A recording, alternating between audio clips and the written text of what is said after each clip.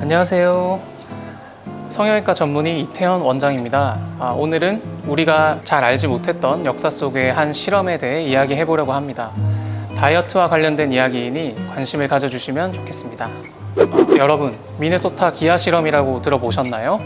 2차 세계대전이 한창이던 1944년 미국 미네소타 대학에서는 한 가지 중요한 실험이 시작됩니다.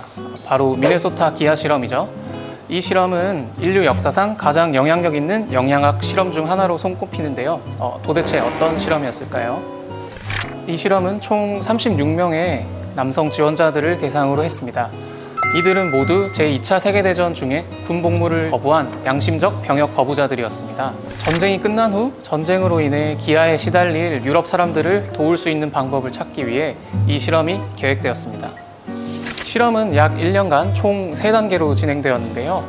첫 번째 단계는 3개월간의 일상적인 노동과 가벼운 운동을 하며 하루 유지 칼로리를 3,200칼로리로 설정을 했습니다. 이를 통해서 참가자들의 정상적인 체중과 건강 상태를 파악했죠. 두 번째 단계가 가장 중요한데 24주, 6개월간의 기아 상태입니다. 참가자들에게 유지 칼로리의 절반 수준인 1,600칼로리만 섭취하도록 제한했습니다. 그리고 하루 3시간 정도의 가벼운 노동, 5km 산책, 90분 운동을 하도록 했죠. 이 기간 동안 참가자들은 평균적으로 체중이 25% 정도 감소했습니다. 체지방은 70%가 줄었고 근육량도 40%나 감소했죠. 그리고 그들은 극심한 피로와 무기력, 심리적인 불안감과 우울증에 시달렸습니다.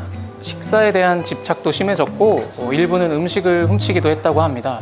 마지막 단계는 3개월간의 회복 단계였습니다. 이 단계에서 참가자들은 다시 정상적인 식사를 하게 되었습니다. 그러나 회복은 생각보다 쉽지 않았습니다. 많은 참가자들이 원래 없던 폭식 성향이나 섭식 장애, 음식에 대한 집착이 생겼습니다. 이러한 문제들은 실험 이후에도 지속되었다고 합니다. 완전히 실험이 끝난 1년 뒤 대부분의 참가자들이 원래 체중의 110% 이상으로 체중이 증가했고 체지방은 140% 증가했습니다. 이로 인해 몸과 정신이 실험으로 인해 모두 망가졌다고 볼 수 있죠. 이 실험은 단순히 기아 상태에서의 신체적, 심리적 변화를 관찰하는 데 그치지 않았습니다.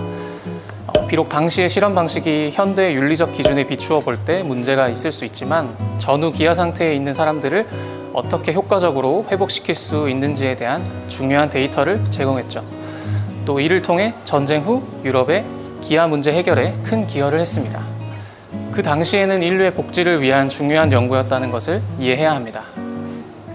물만 먹어도 살이 찐다는 분들이 있죠.